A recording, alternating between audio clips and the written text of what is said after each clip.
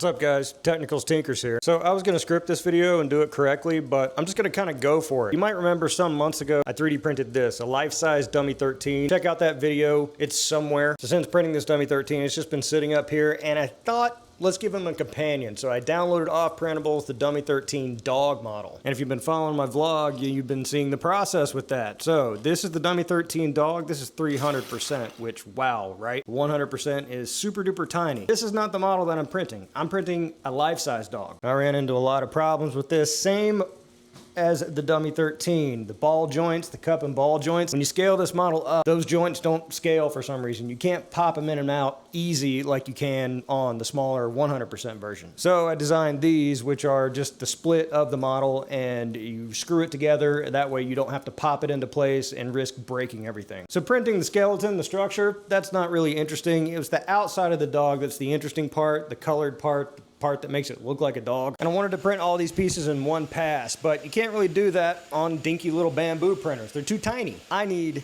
a big, honking, behemoth, Leviathan, Big Bertha printer. So I decided to print all of these on my Elegoo Orange Storm Giga, but if you've been following the vlog, again, you know, there's one problem I'm always encountering with this device, and that's replacing the filament, because when the filament runs out, the Orange Storm Giga is so large, if you leave it too long without replenishing the filament, you're gonna get cooling issues, warping issues, contraction, expansion, thermodynamics, things like that. And me, I'm a busy guy. I'm a mover and a shaker. I don't have time to baby my prints. I know you guys are like, well, just set a thing on your phone or watch it on a ring cam. I don't got time for that. And so that's why did I do a lap around the car? That's when someone in the comments suggested I check out the Infinity Flow S1. So can the Infinity Flow S1 be my saving grace? Can it be the thing that finally allows me to be ultra lazy with 3D printing, especially on the Orange Storm Giga, because these prints take a long time, many days in some cases. I don't have time to monitor it that heavily, but with this, it really adds a buffer to it and makes it so much easier. I'm gonna go through what I did to set this thing up.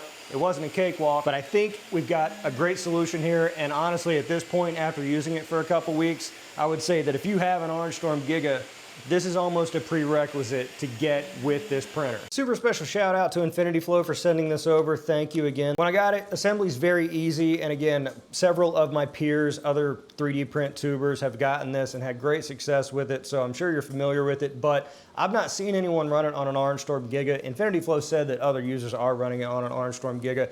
When I first got it, if you've been following the vlog, you know that I had issues or I had concerns about the tubes being so long. Because the way this device works is that it senses that the spool is empty, and so it kicks in the second spool and sends it down the tube, following it until it reaches the print head. But the Orange Storm Giga doesn't have a tube that goes all the way from the source to the print head because it's so large, it's just the filament itself. So the tube has to go the whole length from the Infinity Flow all the way to the print head. Now luckily for me, I have my Orange Storm Giga somewhat enclosed, and so I can run it from the grommet at the top all the way down the shortest possible distance. That's still a lot of tube and a lot of friction. So initially I did have failures trying to print all the armor panels for this dog, and I thought it was because of the friction in the tube not being able to overcome, the motor not being able to overcome that friction and send it all the way down to the print head. As you can see here, during one of our vlog episodes, I encountered the Orange Storm Giga continuing to try to print, but with no filament in the print head. The filament seemingly just stopping halfway through the tube, which led me to believe it was a friction issue. So I scrapped it and tried again, and again another failure. But as it turns out, it was the filament cutters that Infinity Flow sent in. They're a new product from them. These clip onto the Infinity Flow S1, and they're designed to cleanly cut the filament before it takes up the new spool. So it's a good idea. It's just mine here, you can see, is loaded with shavings of filament, because unfortunately in this process, gotta watch out, there's a blade in there.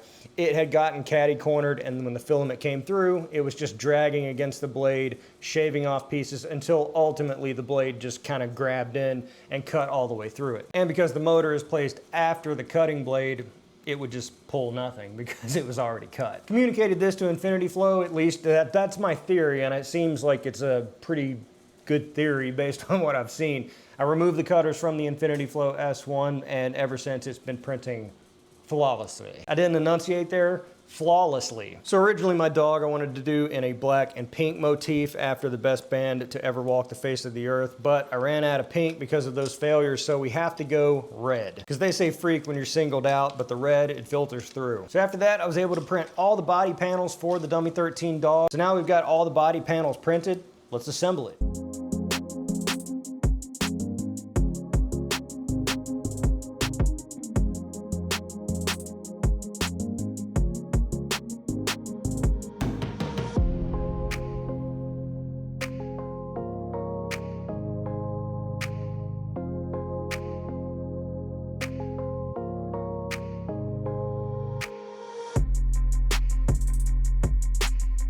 All right, so here's my new dog, and he's a good boy. Because he's black and red, I've decided to name him Satan. Did I just spray snot out of my nose? I was trying to get a good thumbnail with this dog, but my real life dogs, they're not so sure about Satan here. Guess I'll give a treat to the good dog. There you go. Bang. Here you go, Satan. Good. Good Satan. He's a lot more well-behaved than my other dog, and he's only shit on the floor twice. So I am a bit more proud of this model than I am the Dummy 13 because I was able to extract some of the information from last time, like here at the knee joints, using the modified version of those that snap in a lot cleaner. The ball and cup joints here and here, you can see the two-part that I use a screw to pull it in, keep it tight, and it's able to articulate and hold its shape without falling out, and I didn't damage it trying to snap it in there like it did previously. It's actually super cool. I think this is probably a great project for like a kid or something like that. All the parts can be printed on a smaller printer. This is the largest piece here, which I believe even at this 1000% of scale would fit on a bamboo printer, and if not, you could probably just shave off the ends and make it fit on there. Came out looking great. About this tail. Tail is a little demonic. Kind of like one of those dogs in Ghostbusters, the Zool dogs. Honestly, I couldn't have really done it without the Infinity Flow S1. Even though I had those problems and I was lamenting it, ever since I've had it in service, it's been fantastic because like I was saying, I don't check on my 3D prints meticulously every like 10 minutes, but at least a few times a day I pass through to check on it.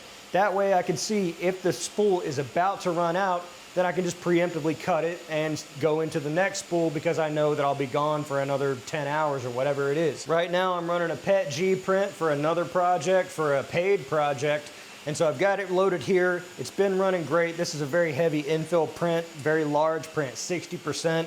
Overall, the entire project's about 6 to 7 kilos, so that's gonna take a while. Infinity Flow was also very kind to send me over their large version, which holds these monster 5 kilogram spools. And so when I do get these 5 kilo spools in for very large prints, I can load 2 5 kilo spools. That's 10 kilos that can just go. As long as the print is under 10 kilos, and assuming I have 2 fresh spools, I can just set this on here and I'll never have to replace the filament.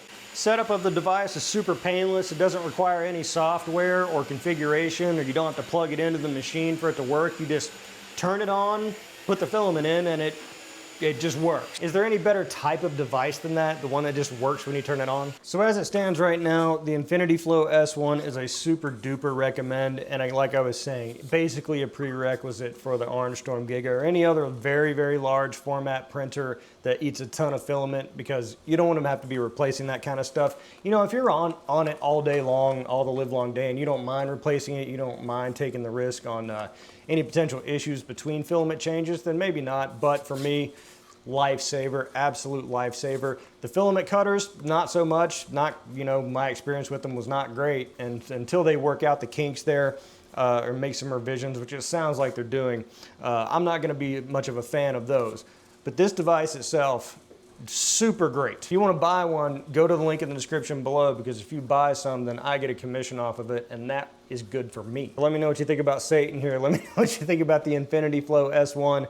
If you've got one, if you've been considering one, if this has kind of sent you over the edge, because I wish I would have gotten one sooner. I know it's basically a pretty new product, but overall, really great, really nice to have. Let me know what you think in the comments below. Be sure to like the video because it's the nice thing to do, and subscribe for more Satan.